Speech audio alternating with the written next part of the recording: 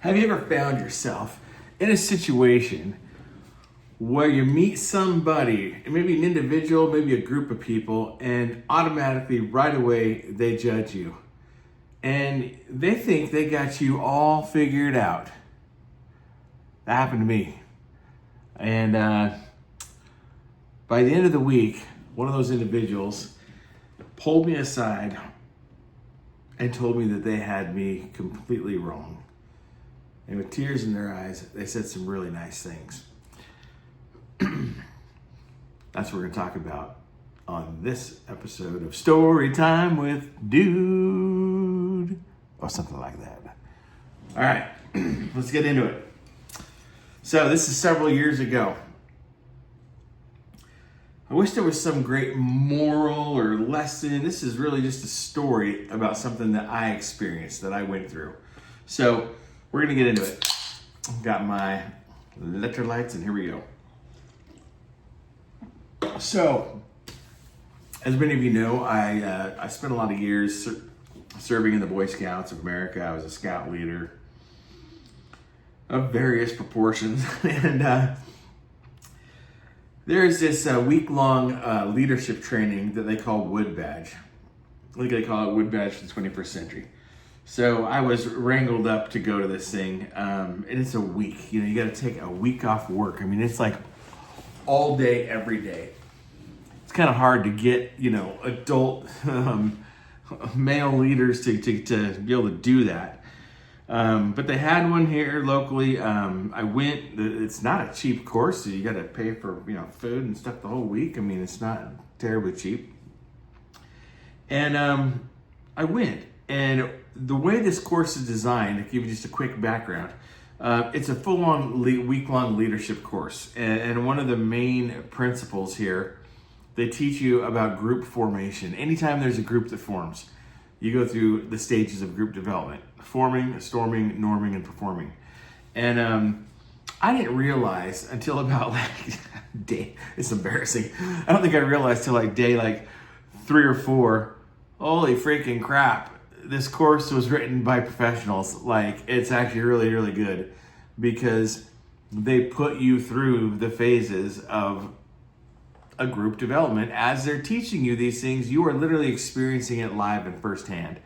And so one of the first things that happens, and I'm not going to bore you with a bunch of the old, all the scout stuff and everything, but I'm going to really just focus on the leadership aspect and some things that happened. So day one is forming, obviously, then, right? So everybody comes. There's actually 48 participants. They break them up into 8 patrols. A full course would have 8 patrols of 8 people each, plus there's a staff, there's quartermasters, there's cooks, things like that. So there's, you end up with a group of probably 60, 65 people. I think our course was a little bit smaller. Very first thing they did was that you got there, you signed in and registered, and boom, you're stuck with a patrol of people, right?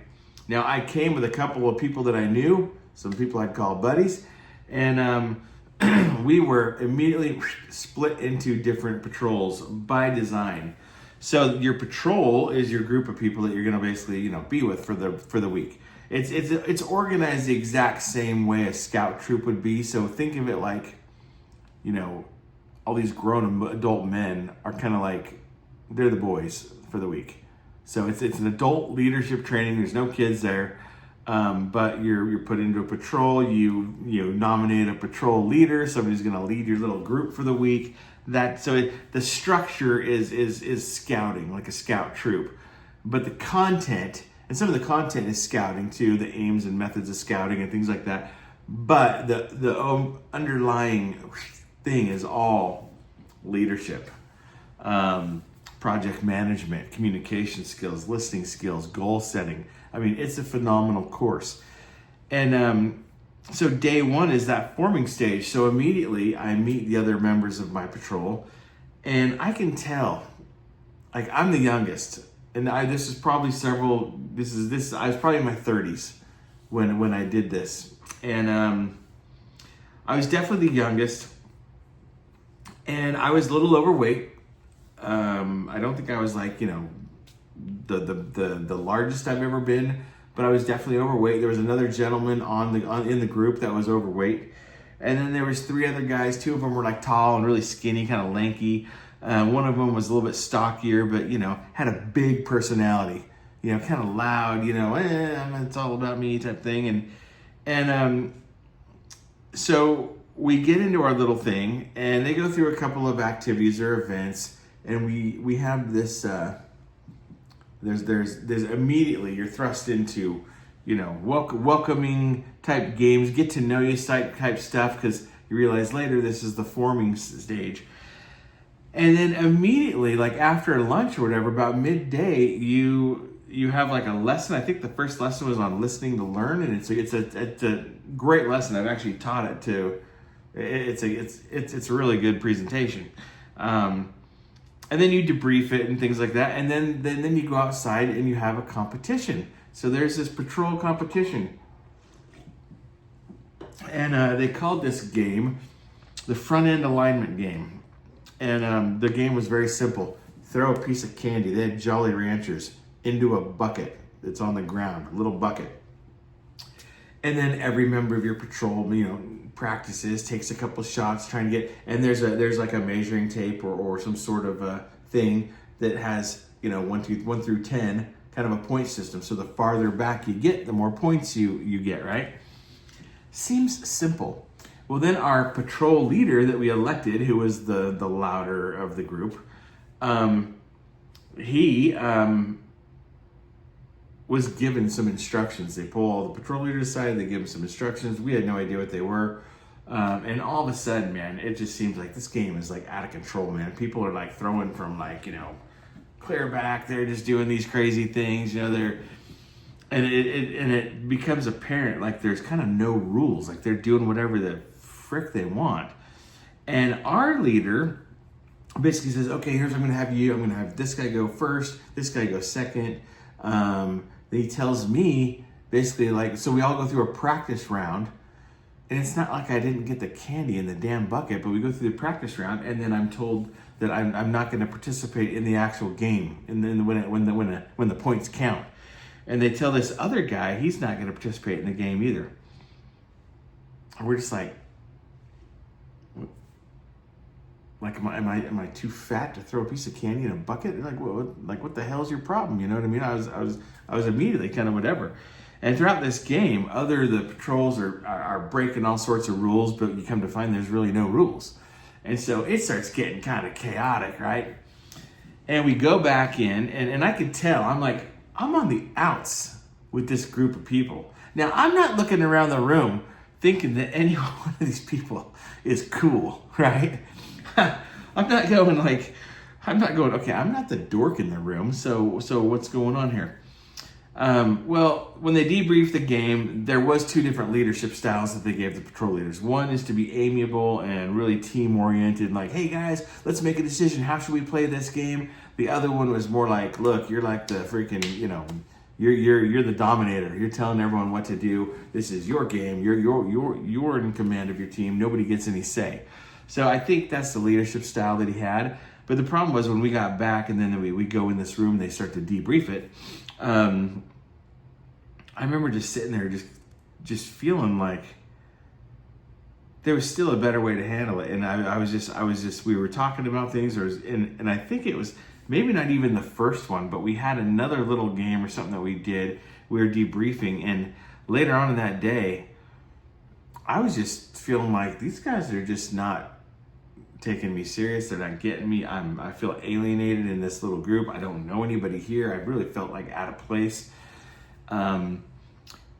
And so in one of the debriefs, I remember just speaking up and going, yeah, I don't get this. Like, we're all the same here, you know, and I, you know, basically, I spoke my mind, kind of called them out on some of the garbage that was going on throughout the day, not just in that one game. And then things started to change. And then we have other lessons throughout the week. They were on communication skills. You know, it's listening and communication skills. You play more games.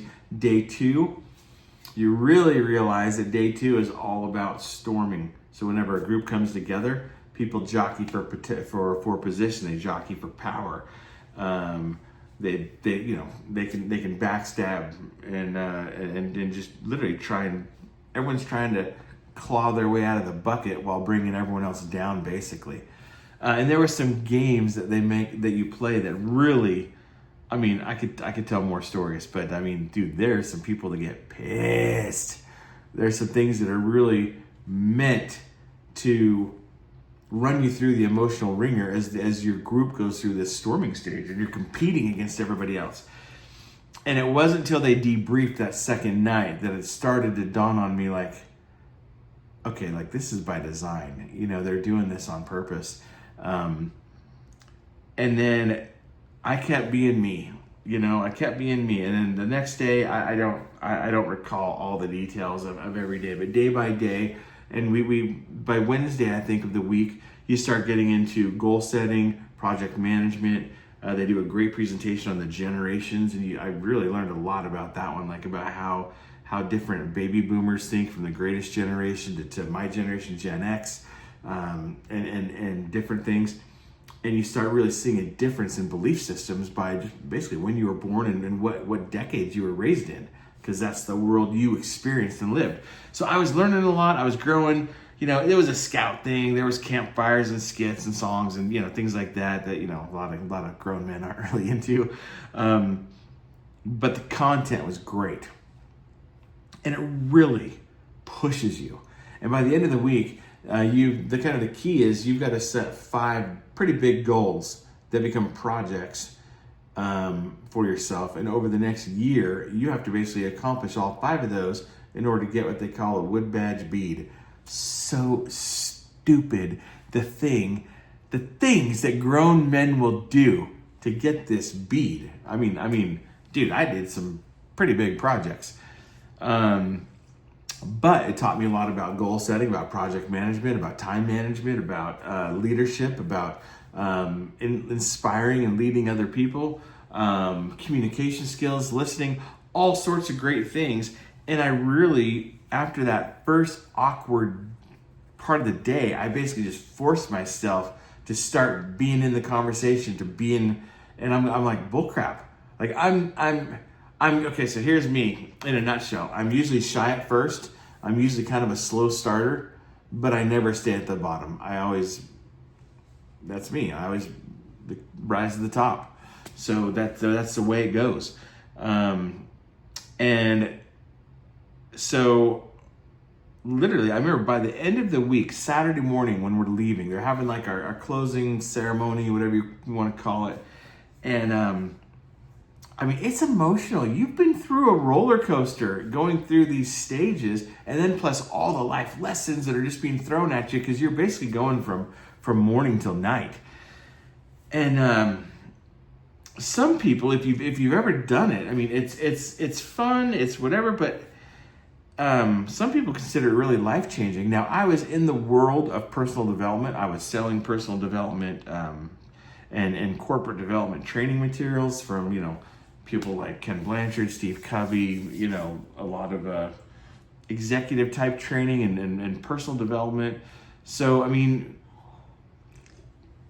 I kind of knew the lingo. I mean, goal setting and time management, that kind of stuff was definitely not new to me. But, like, at the end of the week, everyone's bonded. You've been through an experience together. And there are people, I didn't, but there were people on that course who had breakdowns. I mean, the day 2, after the game of life, man, there's some people that are pissed off. I've heard of courses where people get in their car and drive home. They're just like, screw this, you know. But by the end of the week, you've had a chance. You go out one night, and kind of throughout the week, I was able to sleep in a tent with one of my buddies that I came with. We shared a tent. But there's one night where you actually go off and you camp as your patrol, and you know you have time out there in the woods to talk and get to know each other and to bond, and you really do get to the stage of performing. So as a group, by the end of the week, we're really performing, and as an individual also kind of went through the same cycle of getting there, being uncomfortable, whatever, storming, and kind of trying to find my place in the group, to, at the end of the week, I was really performing.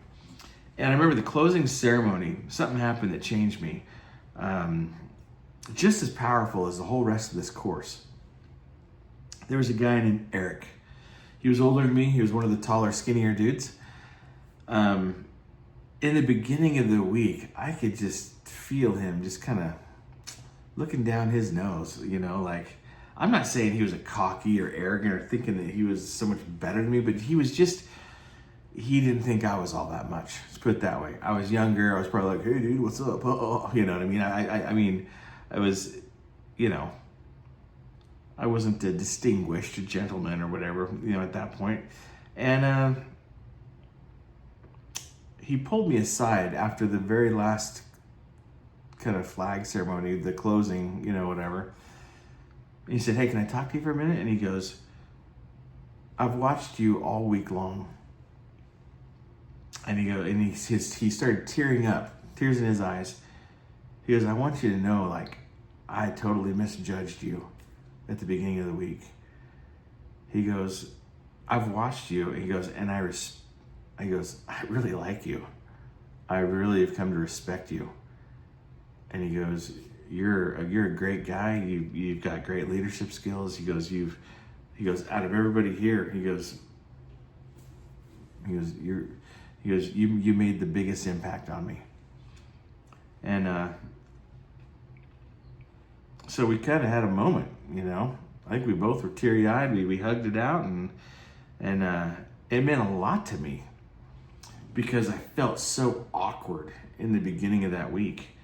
And for him to even have the courage, I'd say, to pull me aside and say that was incredible. And we stayed in contact. We didn't, people move, there's people from all over, so it's not like people that are like your neighbors or something. I mean, these are people that were from different parts of town. Some of them were even from city, like 45 minutes away, whatever. We stayed in contact over Facebook for quite a long time. And I don't think I'll ever forget him. There's people that were on that course that I have no clue who they are. I don't remember their names, their faces, whatever. They had no impact on me at all.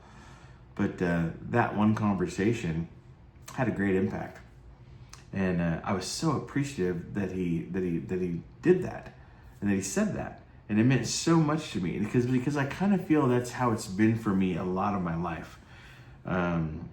You jump into something.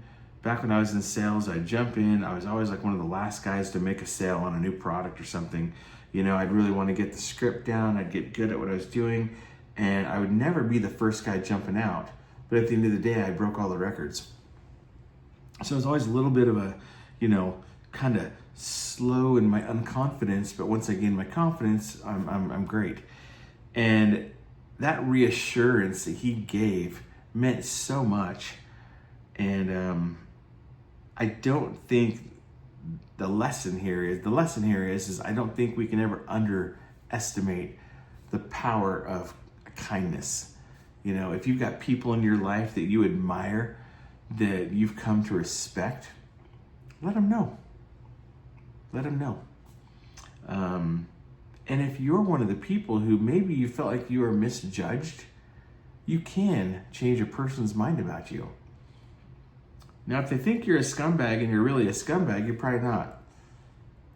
But if you're a really good person at heart and you feel like people have misjudged you or whatever, just keep going. Keep being you. They'll see the real you, and they'll change their mind and their opinion about you because you'll have earned it. And I ended up with a great relationship with all the guys that was there. And then also we had I don't know what they call them. They had like a trainer guy who's on staff who was over that. I ended up with a great relationship with him for many, many, many years. And I went from feeling like an absolute nobody. In order to be on that staff, you have to be invited. And I held 2 other times I was invited back a couple years later and a couple years after that to be on staff. And I held a couple key positions and really just enjoyed it. It was a good time. And but I went from feeling like nobody to being on staff. and kind of got out of scouting and stuff. Maybe I would have been a course director for that one day. But I really enjoyed my experiences there. I probably have a lot of other stories that I could share, but that's the main thing is sometimes people misjudge us. You can't judge a book by its cover, right? That's the old saying. Well, it's really true. So if you're the one doing the judging, chill out and get to know someone first before you pass that judgment. And if you're the one being judged, keep being the best version of yourself you can be, and they'll come around. Someone will come around. And if, I try hard to be like Eric, because I respected him too, and he really made a difference in with me by pulling me aside and saying that those good things. So spread goodness, and don't be afraid to be yourself and step up and lead, and exercise those good qualities that you have. And that is the lesson and the story for the day. And that is another episode of Story Time with Dude, or something like that. All right. Tomorrow we'll be back to Unstuck and continuing the weight loss journey. I have been on point with my diet this week. I have been on point with my walking this week. And the scale is moving. If I can make it a good weekend, it's going to be a really good weigh-in next Monday. So look forward to it. Leave a comment down below. Have you ever been in a similar situation? Did you turn the people around? How did it end up? Appreciate you. See you tomorrow. Dude.